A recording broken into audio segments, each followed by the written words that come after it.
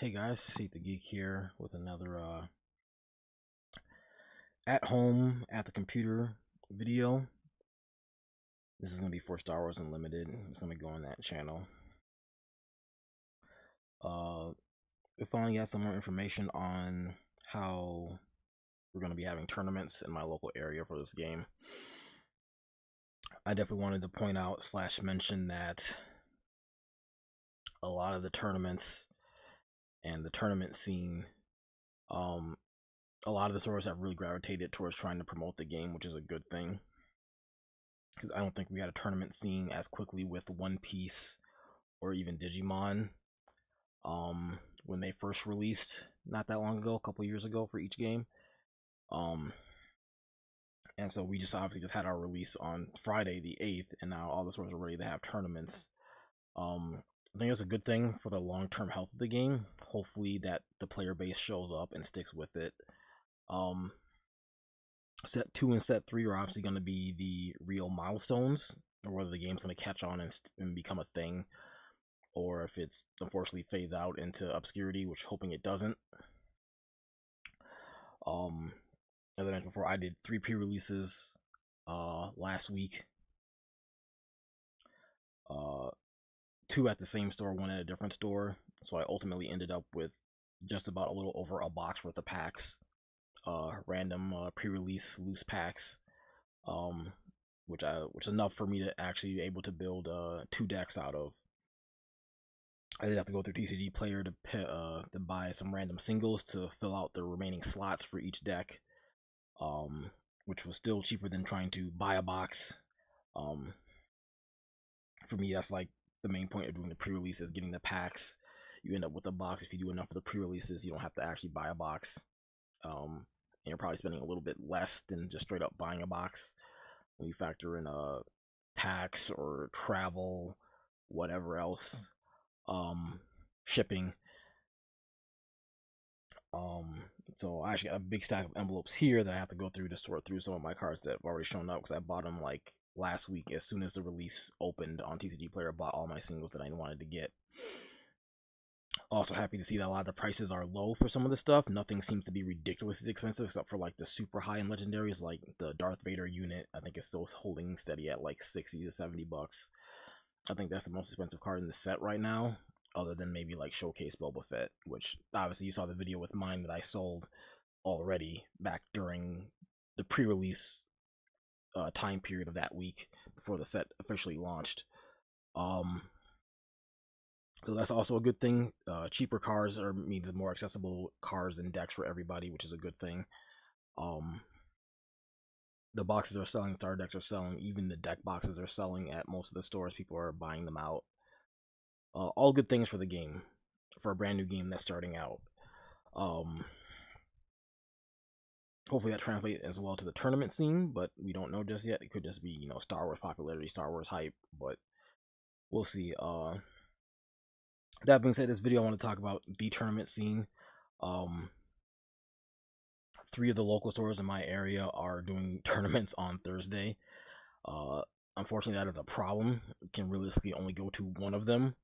I've already decided, as well as some of my friends, that we're probably going to the Sanctum in Racine. That's the name of the store. They're doing the tournaments on Thursday nights. So I plan on doing some tournament reports on how I did, what I saw there, what I saw other people playing. Assuming hopefully we do get a turnout and actually have a tournament that people show up and actually want to play in a tournament. So I plan on doing probably a few videos on like the tournament scene, the meta, how well I did in the tournament. Right now the 2 decks I have built are Sabine Wren on Cunning Orange, and then I have Darth Vader on green, which I'm basically calling it either like Darth Vader combo or like Darth Vader Voltron-esque type deck. I wanted to have 2 decks, at least so I have another optional different deck to play, so I'm not just playing Sabine Wren all the time. Because as of right now, with how the format's shaping up and judging the reactions of other people I've interacted with, I think the majority of people are going to either be probably playing the starter deck out of the box, Luke Skywalker and Darth Vader.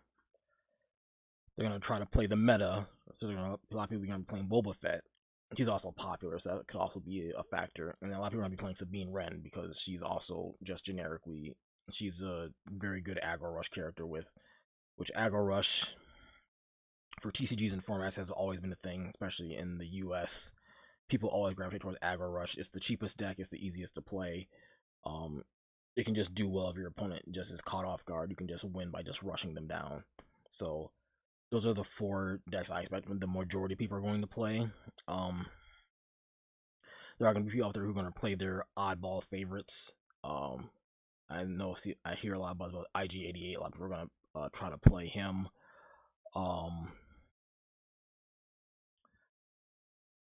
Haven't really heard anything else, but we'll see if that translates to tournament scene. If people are actually going to try to play in tournaments, or they're just speaking casually about their favorites, but they're not really going to be playing those decks against other people in a tournament type setting, because a lot of people do have like tournament anxiety and don't like playing in tournaments. That is a thing. So I want to see that translate into actual hard numbers that can be calculated and seen in person versus people just talking about what they want to play and what they like. Because Boba Fett may be tier 1, but if like no one shows up at the tournaments and plays Boba Fett, then he's really not tier 1. He might just be tier 1 online, but he's not gonna be tier 1 for actual IRL in-person tournaments. That's also why I wanted to build 2 different decks. I'm not a big fan of mirror matches, so like if everyone's playing Sabine Wren, I don't want to be playing Sabine Wren as well. Same thing with like the starter deck character Darth Vader and Luke Skywalker. I feel like that's gonna be the majority because it's just a pre-built deck, and a lot of people suck at deck building. that's just a known factor. A lot of people who play ECGs just suck at deck building. They just don't know how to build decks. They can't build decks. So having a deck out of the box that they can buy is more beneficial to them than trying to construct their own deck. Especially if they didn't go to a pre-release, or they didn't buy a box, or they didn't buy any booster packs. So, like the starter decks for Luke Skywalker and Darth Vader aren't terrible, but they're also not good. I would say they're very much below average, like a lot of starter decks for a lot of TCGs. You can play them out of the box. It is a legal deck. It just won't be very good. And obviously, you also won't have a side deck. So those decks do not come with side deck cards.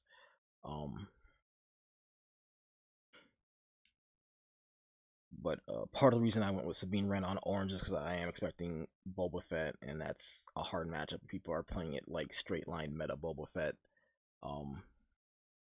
I didn't want to do double red Sabine. I still think she's good. But I want to have the orange color for the extra utility, especially with my side deck stuff that I'm playing. I feel like Sabine Wren on orange is it just works. Having those utility options in the 3rd color is more relevant to me, at least right now in the format, instead of trying to go double red just to validate the double red cards of Rally and then Aggression. Granted, those are very good cards, but I'm not sure if they're necessary right now in the format. Maybe at like a big regionals or something, sure, but for right now and locals, the local scene probably not, unless everyone somehow ends up gravitating towards the meta, which is extremely unlikely, but I guess it could happen.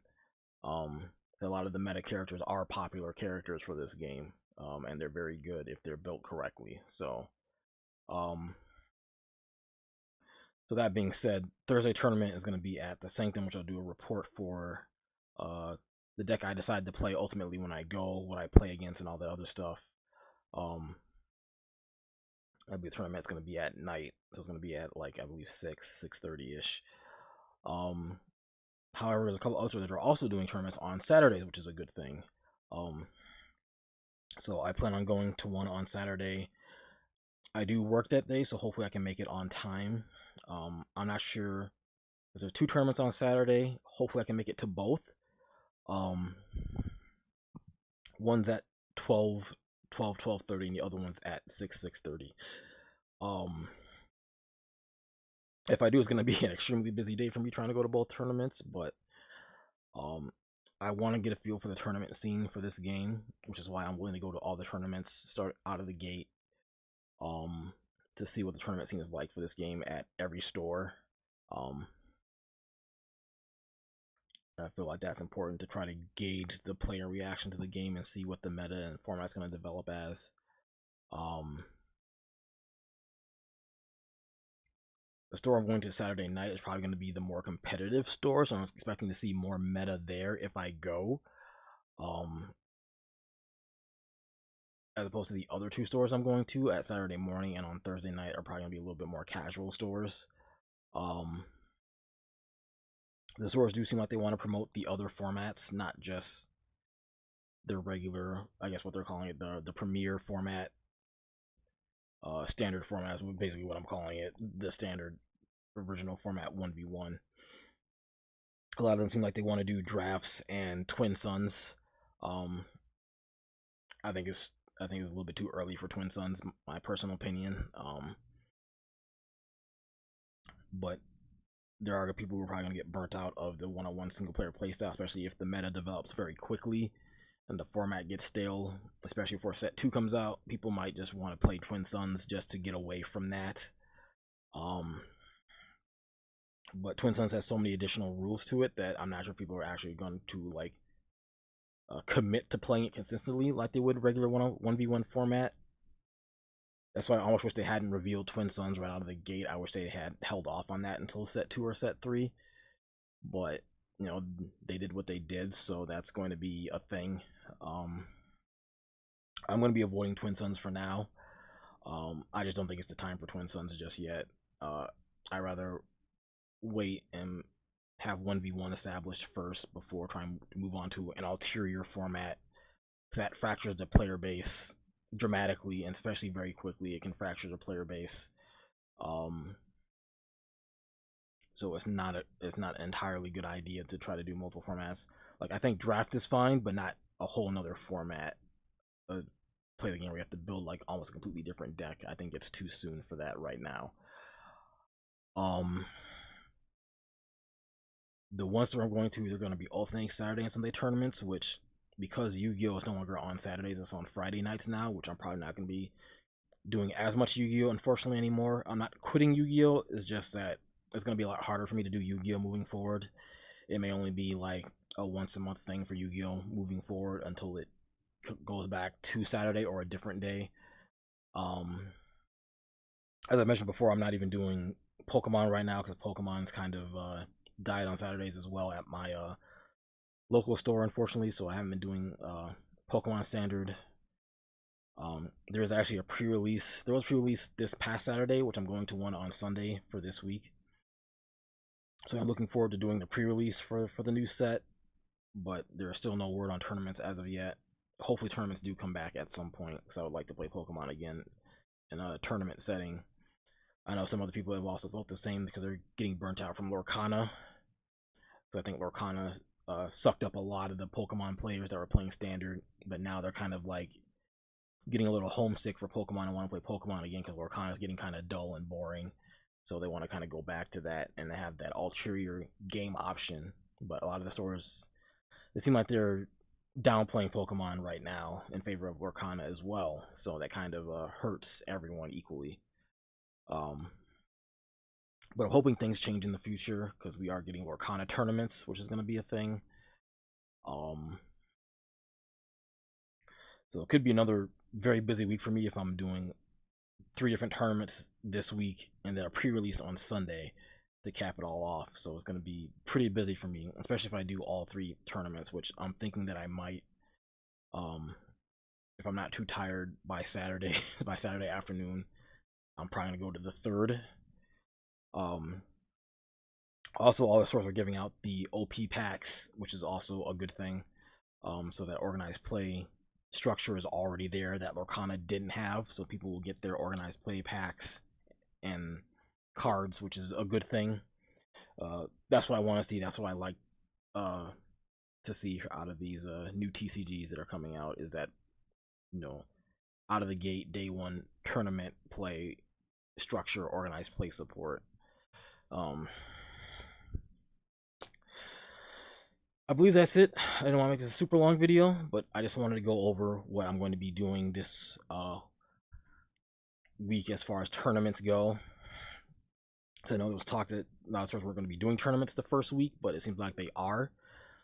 So definitely get your cards ready, get your decks ready, whatever you're going to play, whatever you want to play, try to get it ready to go for tournaments, because apparently a lot of stores are going to have their tournaments ready by this weekend.